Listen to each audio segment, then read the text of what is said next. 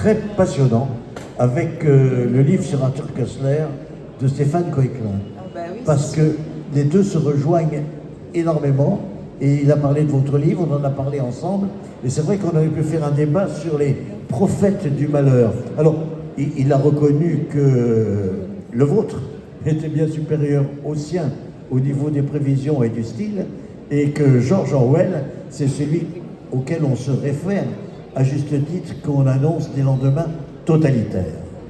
Est-ce que c'est une bonne idée de son œuvre? Est-ce que dans sa vie privée, il a été à la hauteur de son œuvre littéraire?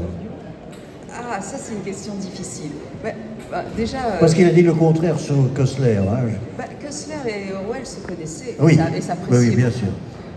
En fait, je pense que la principale vertu d'Orwell, écrivain, c'est d'avoir, par son expérience et sa propre biographie, côtoyé de très près différents totalitarismes. Que ce soit l'impérialisme anglo-saxon, Il est né en Inde. Ouais, il est né en Inde. Alors, il n'y est pas resté très longtemps, puisque sa mère a souhaité que son éducation soit britannique, mais il y est retourné à l'âge de 20 ans, au sortir de Eton, et il a passé 5 ans dans la police en Birmanie. Oui. Donc là, il a pu vraiment éprouver ce qu'est l'impérialisme et la Il domination. n'était pas dans la lignée de Kipling. Hein. Pas du tout.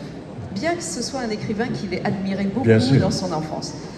Et ensuite, il s'est battu en Espagne, pendant la guerre d'Espagne. Comme Koestler. Comme Koestler, absolument, bien qu'il ne soit pas connu à l'époque. Et il a aussi vu de près, en particulier pendant la guerre d'Espagne, la trahison des Staliniens, enfin, comment les staliniens ont trahi les trotskistes, puis ensuite le fascisme, etc. Donc je pense qu'il a été un observateur, il était journaliste Orwell, hein, il n'était pas que romancier, il rêvait d'être romancier. Mais en réalité, sa qualité de journaliste a toujours été exceptionnelle de par la grande clairvoyance dont il faisait preuve. C'est-à-dire qu'il était capable de voir dans les situations ce qu'elles avaient de reproductible, si je puis dire. Et c'est ça qui est intéressant. Et c'est pour ça qu'il a pu, avec un certain talent, prévoir ce qui nous arrive aujourd'hui. Oui, en fait, il disait, quand il a écrit 1984, il disait, en fait, j'écris ce qui pourrait se produire si nous continuons comme ça. Et d'ailleurs, c'est exactement ce qui s'est passé.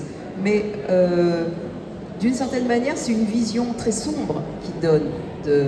Parce que, après tout, ces grands totalitarismes du XXe siècle se sont effondrés. Et il n'y en a pas un qui finalement a perduré et s'est installé durablement. Ce qui est un peu le cas de 1984. Dans le roman d'Orwell, on est dans un monde totalitaire définitif. Sans vouloir vous contredire, mais pour nuancer un peu, la Chine, ça ressemble quand même, avec la surveillance visuelle, etc., ça ressemble un peu à ce qui dépeignait. Hein. La Chine ressemble à ce que peint 1984 dans les moyens technologiques, mais c'est pas du tout... c'est plus une dictature économique. Il y a quelque chose qui est différent dans l'impérialisme chinois, si on peut dire, et qui n'est pas directement, qui n'est pas directement dirigé vers la destruction des individus. Je pense pas